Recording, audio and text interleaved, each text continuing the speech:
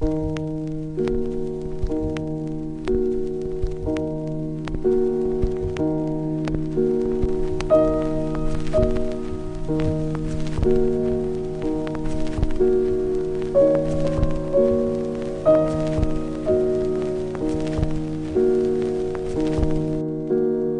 et bienvenue dans ce Rêves écrits numéro 5. De nombreuses interviews vont rythmer cette émission, dont celle de Charlotte Bousquet, une de nos auteurs de référence, ou encore celle de Jean-Claude Nallet, traducteur qui travaille actuellement sur La Roue du Temps. Et bien sûr, toujours nos rubriques habituelles, sorties, rééditions, jeunesse, lecture et verdict.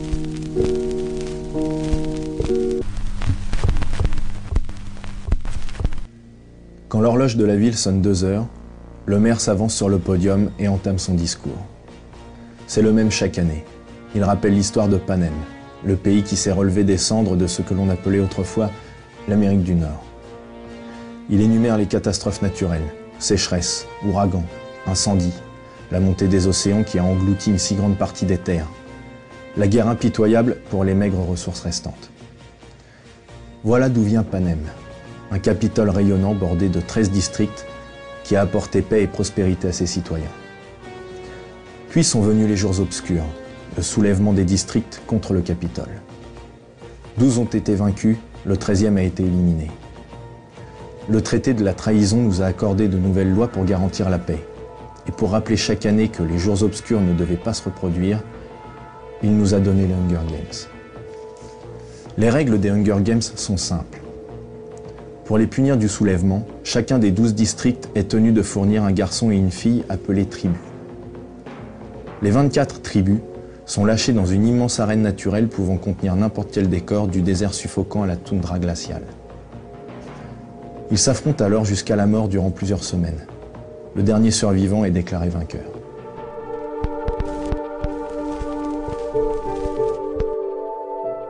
Une pépite de l'auto-édition Germinescence nous est arrivée par le biais de la librairie L'Entremonde.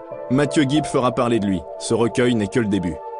L'auto-édition nous donne de très bonnes choses. Germinescence par exemple, la moitié du recueil des nouvelles classiques, la moitié des nouvelles fantastiques, l'amitié comme fil conducteur.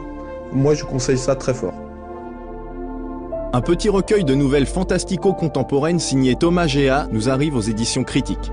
Une omniprésence de la mort et quelques questions du type « Et vous, vous auriez fait quoi ?» Les Créateurs est un petit recueil de nouvelles très atypiques. Si la mort est présente dans quasiment toutes les nouvelles, l'ensemble est loin d'être morbide.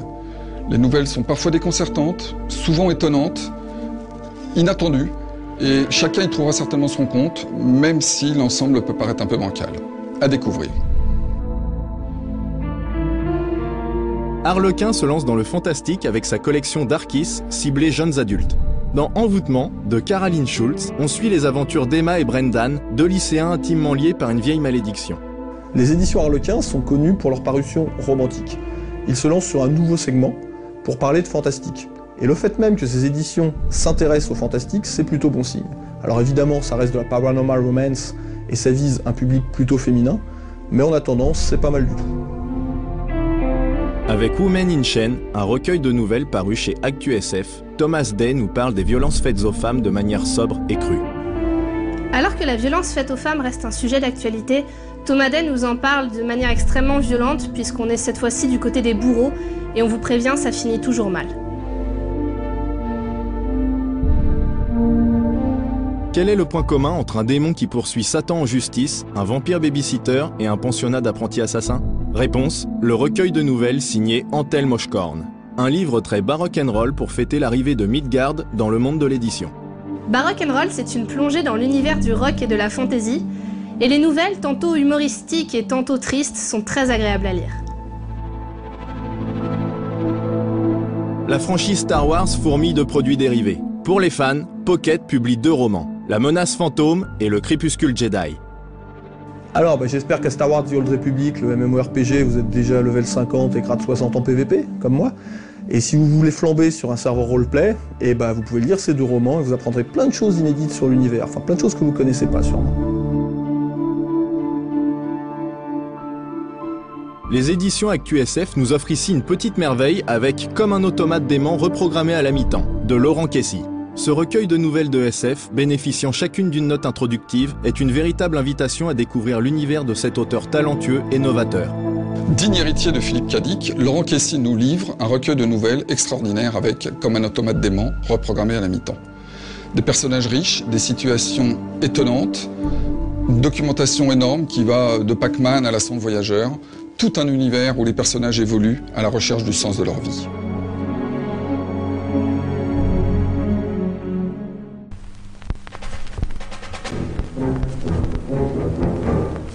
Le dernier vol de l'Albatros est un premier roman.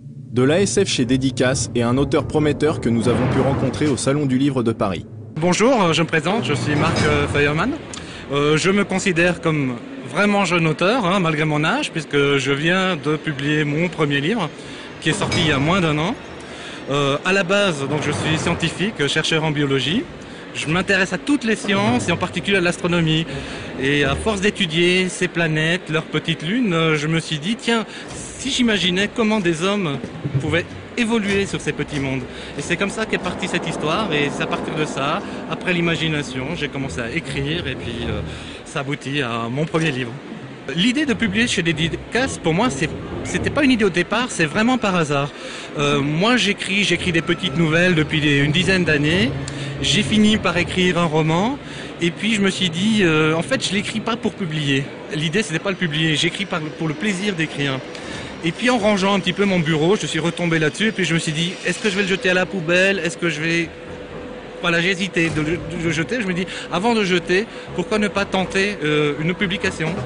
Donc comme je ne voulais pas me compliquer la vie, je me suis dit je vais essayer de chercher sur internet un éditeur qui accepte les textes par email, qui accepte les textes par internet.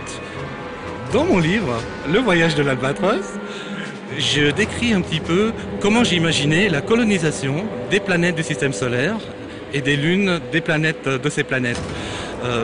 J'ai imaginé l'existence de plusieurs empires qui se seraient développés et qui entrent en guerre, en bataille, pour avoir la suprématie. Et au milieu de cela, il y a un vaisseau qui s'appelle Albatros, dans lequel règne une certaine sérénité, puisque c'est le seul endroit qui ne dépend pas de ces différents empires. Malheureusement, pour l'équipage donc de l'Albatros, ils vont prendre en charge quelques réfugiés qui sont recherchés un peu par tous les empires. Et donc, tous ces empires vont aller à leur suite et essayer d'attraper ce vaisseau pour attraper ces réfugiés. Et c'est le début de l'histoire. Et ce vaisseau va devoir quitter sa planète d'origine, Uranus, et va essayer de trouver un refuge, de planète en planète. Et petit à petit, il va s'enfoncer vers le centre du système solaire. J'ai une idée assez négative de la civilisation humaine et des humains en général.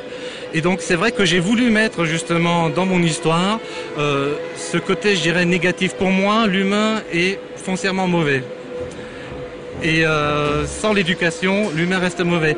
Et on l'a vu dans l'histoire, il y a toujours des cycles de guerre qui reviennent. Et pour moi, c'est mon pessimisme, je sais, je suis comme ça. Mais pour moi, l'humanité, c'est ça. Est-ce qu'il y a un espoir pour l'Albatros? Il y a toujours un espoir, puisqu'il y aura une suite. Cela dit, il n'y a pas un espoir pour que l'humanité s'améliore dans l'immédiat. Par elle-même, elle n'est pas capable de s'améliorer. Mais il y a un grand espoir qui va venir d'ailleurs. Le dernier vol de l'Albatros est un livre à conseiller, et Marc Feuermann est un jeune auteur à suivre, en espérant qu'il se trompe sur la nature du genre humain.